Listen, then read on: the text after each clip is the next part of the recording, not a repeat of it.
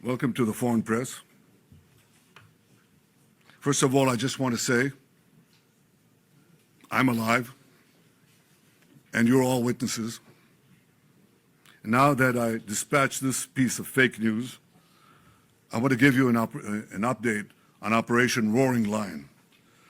Under President Trump's visionary leadership, America and Israel are acting together in Iran with great determination and unprecedented strength. Operation Rising Lion is designed to remove the existential threats posed by the Ayatollah regime, the regime that has waged war against America and Israel and the people of Iran for 47 years. It chants death to America, death to Israel, and it delivers death to its own people.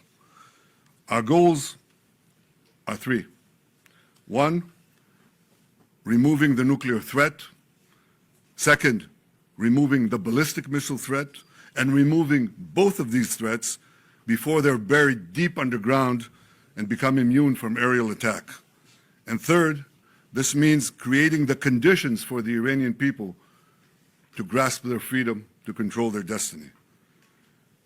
Today, the Ayatollah regime is not only attacking America, not only attacking Israel, not only attacking the Iranian people, it is attacking the entire Middle East and beyond. They've attacked civilians and American assets in Iraq, Kuwait, Saudi Arabia, Bahrain, Qatar, UAE, Oman, and they've even attacked through their proxies Cyprus and Europe. We've warned for decades that their ballistic missile program would be used to attack these targets far and wide, and if they're not stopped, that's just the beginning. The death cult in Iran is trying to blackmail the world by closing a key international maritime route, the Straits of Hormuz. It won't work. Israel is helping in its own way, and intel and other means, the American effort to open the Straits of Hormuz, rather. But I want to ask you to imagine how the Ayatollah regime would be able to blackmail the entire world if they had ballistic missiles with nuclear warheads.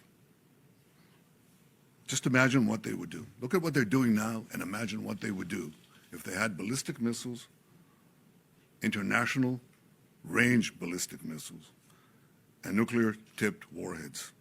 Just imagine what a great threat that would be. So today, Israel and the United States are protecting America, Israel, the entire Middle East, but I venture to say the entire world. Despite the fake news that is unfortunately being spread since the start of the war 20 days ago, we are winning and Iran is being decimated. Iran's missile and drone arsenal is being massively degraded and will be destroyed. Hundreds of their launchers have been destroyed, their stockpiles of missiles are being hit hard, and so are the industries that produce them. That's important. In Rising Lion, we destroyed missiles and we destroyed a lot of the nuclear infrastructure.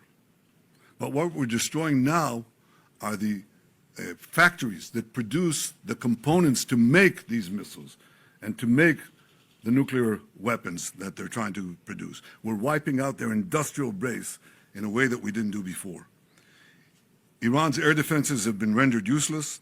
Their navy is lying at the bottom of the sea. Today we hit the other part of their navy in the Caspian Sea. Their air force is nearly destroyed.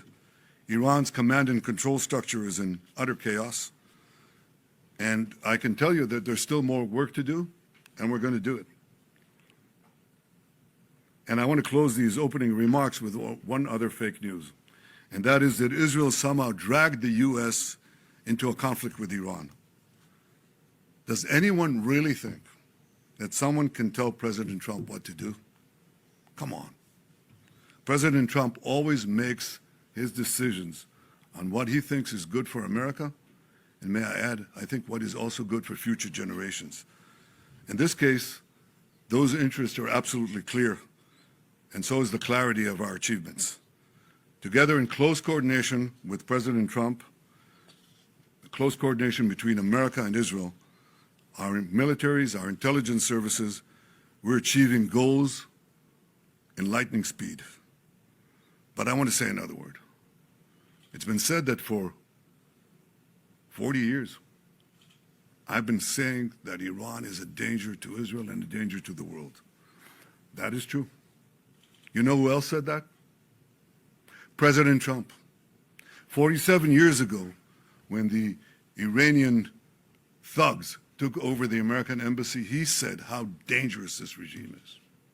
In his first term in office, he didn't need any convincing. He said the Iranian nuclear deal was the worst deal that he'd ever seen, and he walked out of it.